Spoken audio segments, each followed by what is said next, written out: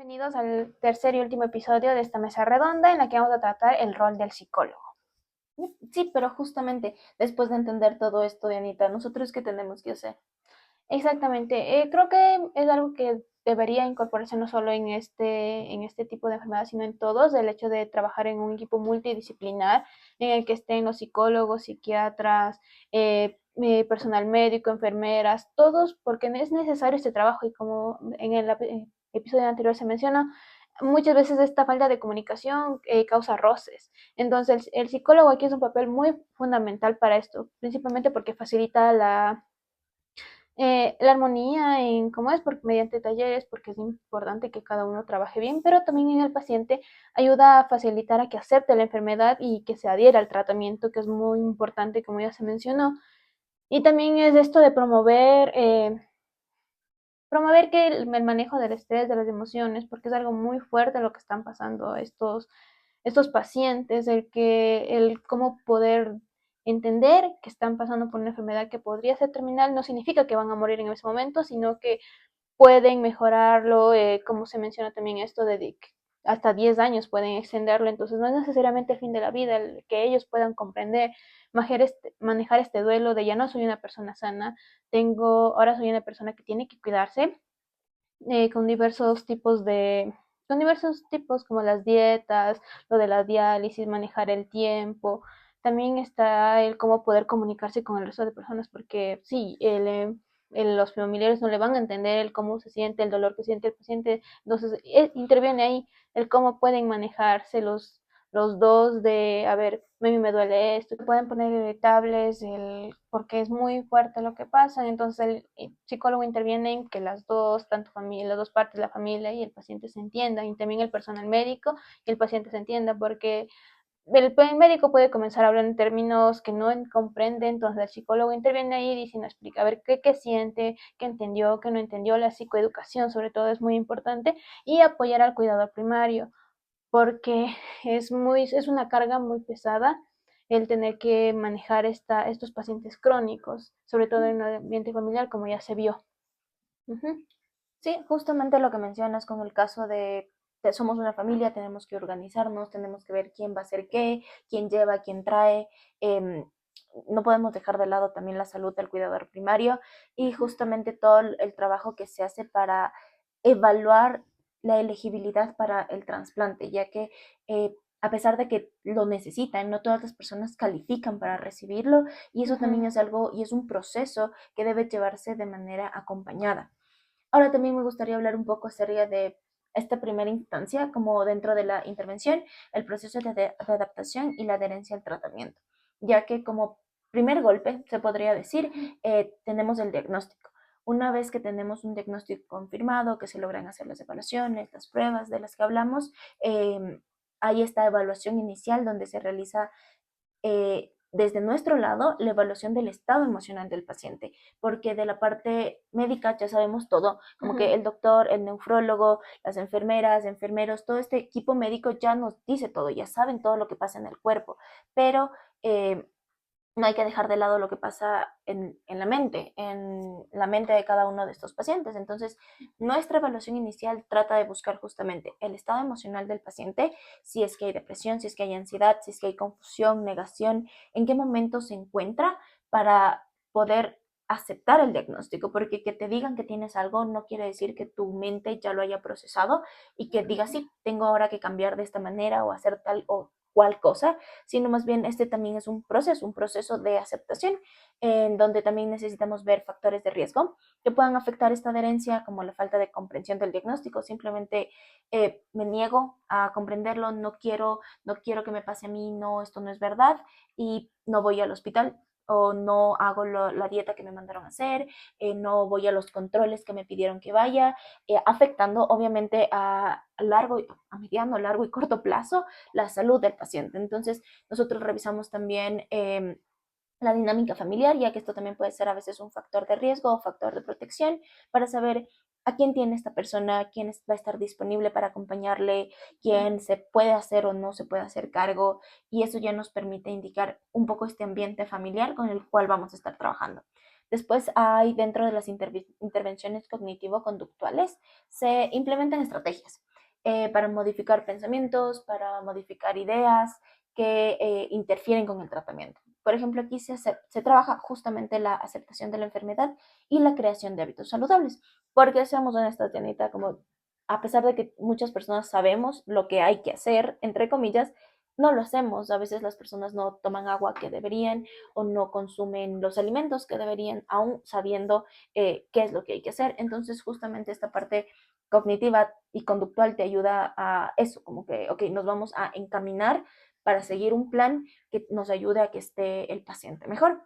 Y después también se hace como el desarrollo de estrategias de afrontamiento en esta primera etapa, en donde se ayuda al paciente, a su familia, a manejar el tema del estrés, la ansiedad, cambios en el estilo de vida que incluyen adaptarse a las restricciones. En este caso, la familia tal vez no puede aportar desde el lado de la diálisis. Hay algunas que sí se hacen en casa y que la familia puede como que comprender cómo funciona, limpiar algunos de los elementos o mantenerlos bien mantenidos, valga la redundancia, pero en este tipo de enfermedades hay cosas que debe hacer el profesional de salud y que la familia debe estar dispuesta a dejar en manos del personal de salud la salud misma de su ser querido. Hay otras cosas en las que también se aprenden nuevas habilidades. Por mencionar un ejemplo, en casos en los que se trabaja con insulina, las personas aprenden a inyectarse, a saber cómo, dónde, eh, identificar cuando algo falta. Y eso también es importante porque son habilidades que no todos contamos y que son necesarias para afrontar, sobre todo, enfermedades crónicas. Ujú. Claro, y esto es que esta enfermedad es traumática también, no solo el hecho de que pierdes una parte esencial de tu vida, sino el que rompe toda tu rutina y no puedes como que asimilarle. Por eso el rol del psicólogo también es importante aquí, lo que también mencionaste. Lo que sucede también es que muchas veces, desafortunadamente, estos pacientes no llegan como a tener más largos años de vida, sino que ya dicen,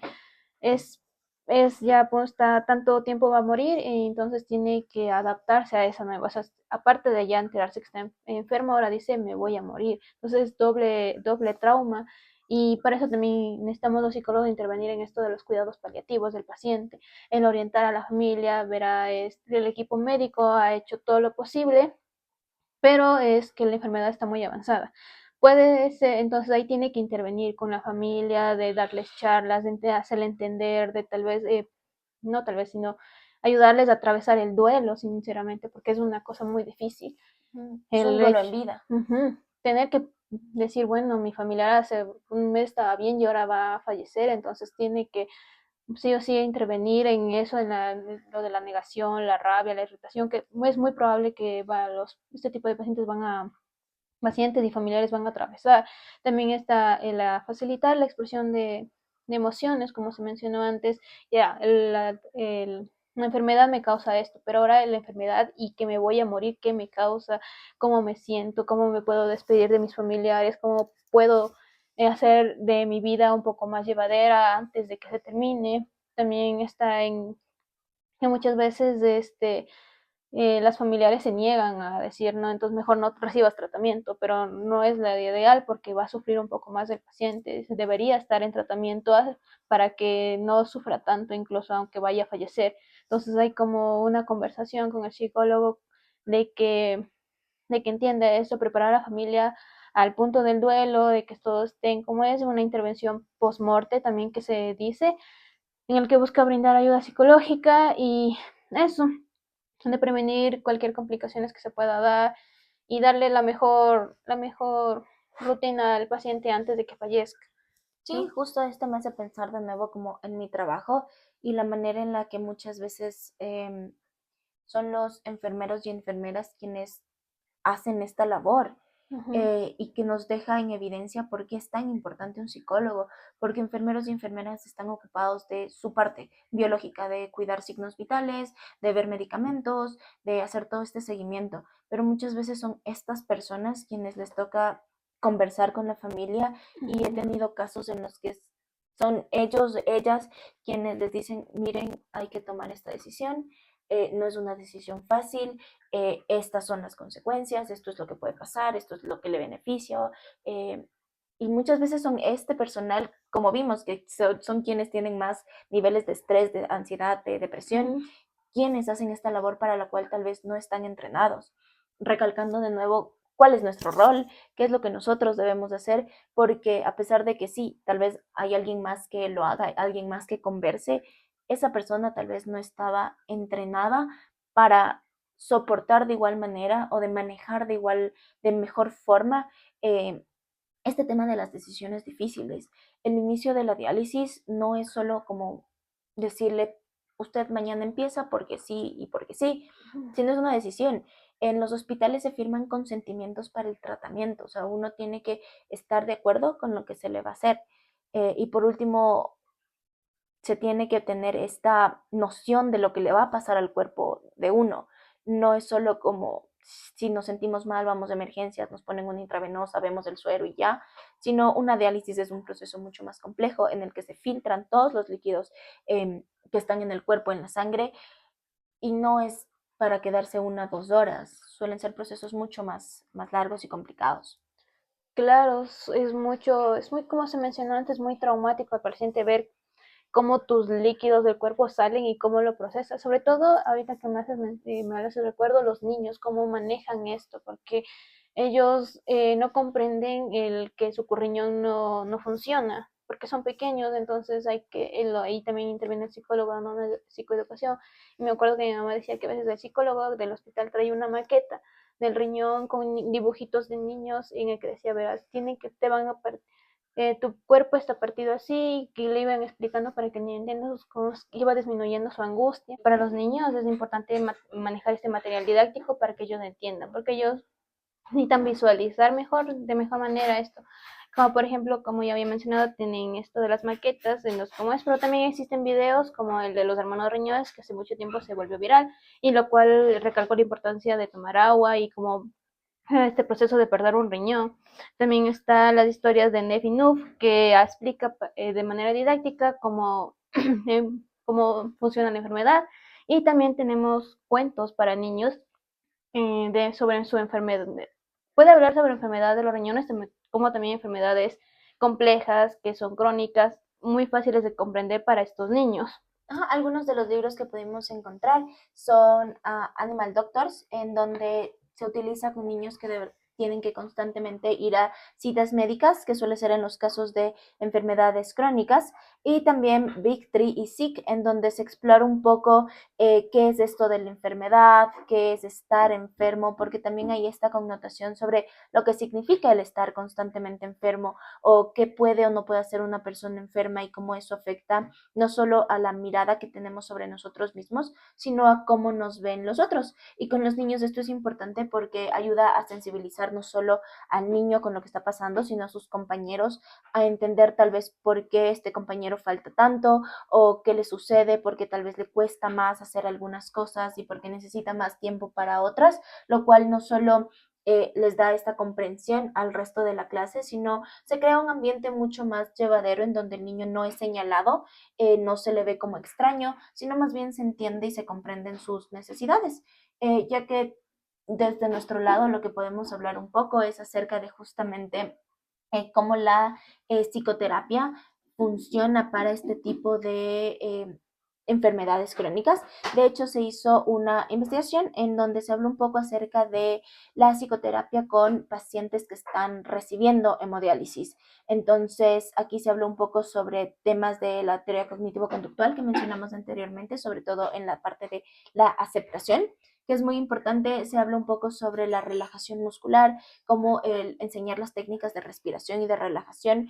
permiten que tal vez en momentos donde hay tensión, la persona pueda liberarla un poco y pueda estar más receptivo a lo que viene. Este estudio habla sobre varias otras como intervenciones, pero finalmente indica que tienen este carácter positivo, o sea, sí aportan y desde la psicoterapia sí se aporta al manejo de las enfermedades crónicas. Aunque a pesar de que nosotros no estamos tratando directamente sobre el cuerpo de las personas, no operamos, no pinchamos,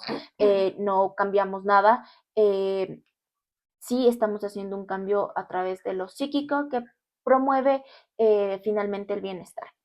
Pero también creo que es importante resaltar que el equipo médico que se tiene la creencia de que están insensibilizados por el trabajo que tienen que hacer,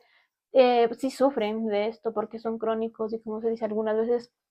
terminan siendo paliativos. Entonces, ¿cómo les afecta al equipo médico? También hacer reuniones en equipo de cómo se sienten ustedes, también con la sobrecarga, de cómo manejar las emociones, el cómo comunicar esto,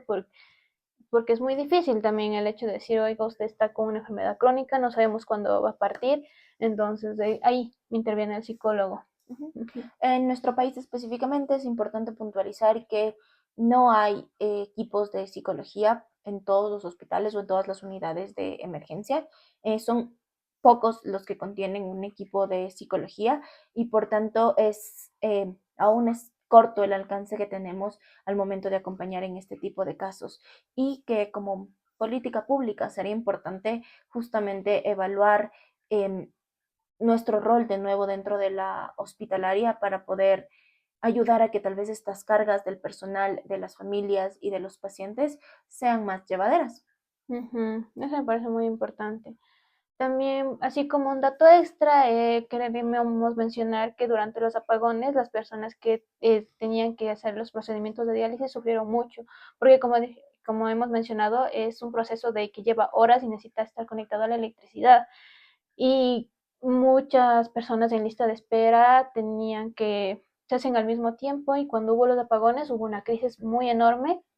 en la que algunos pacientes incluso fallecieron por la falta de esto, porque eran cortes de larga duración y volver a reprogramar, se chocaba con otros horarios, entonces era un cosa muy complicado y es por eso que necesitamos que